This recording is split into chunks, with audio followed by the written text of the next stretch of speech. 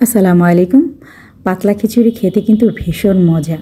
তো আমি যেভাবে রান্না করেছি আপনারা যদি এভাবে রান্না করে খান আসলেই খুবই মজা পাবেন।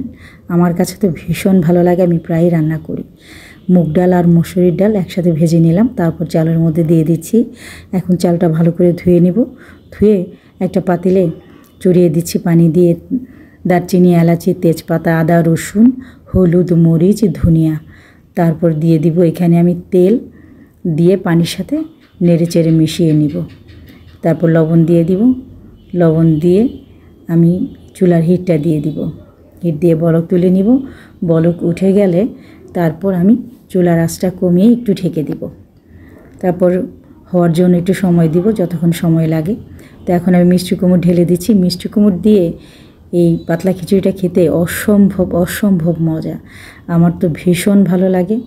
আমার কিছুদিন পর পরই খেতে ইচ্ছে করে। তারপর টমেটো অ্যাড করে দিলাম 2টা, দিয়ে ভালো করে নেড়ে চেড়ে নিচ্ছি। মিশিয়ে দিয়ে ঢেকে দেবো এখন। তো এই যে মাংসটা রান্না করে নিলাম এখানে গরুর গোশত, তো এই গরুর গোশতটাও আমি দিয়ে দিব। তো লবণ দিয়ে দিলাম, কাঁচামরিচ দিয়ে দিলাম, দিয়ে আমি অপেক্ষা করছি কতক্ষণ এটা হবে। তো প্রায় হয়ে গেছে আলহামদুলিল্লাহ। এখন আমি গরুর গোশতটা এখানে ঢেলে দেব। এটার মধ্যে আমি কিছু কোরমার মাংসও অ্যাড করেছিলাম। তো আমি সবসময় কিছু ঝুরা মাংস, কোরমার মাংস অ্যাড করে দিই, আমার কাছে ভালো লাগে। তারপর এখন দিয়ে দিব রান্না করা মাংসগুলো সব ঢেলে দিব, দিয়ে তারপর একেবারে মিশিয়ে নিব।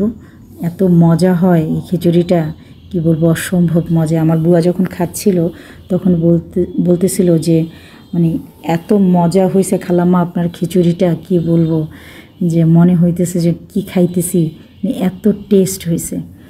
যাই হোক, ভালো লাগলে আপনারা এভাবে রান্না করে খাবেন। লাইক কমেন্ট করে আমার পাশে থাকবেন। যারা ফেসবুক থেকে আমার চ্যানেলটি দেখেন তারা আমার চ্যানেলটি ফলো এবং লাইক দিয়ে দিবেন। যারা ইউটিউব চ্যানেল থেকে দেখেন তারা সাবস্ক্রাইব করে দিবেন। সবাই খুব ভালো থাকবেন, নামাজ পড়বেন, নামাজ বেহেশতের চাবি। আল্লাহ হাফেজ, আসসালামু আলাইকুম।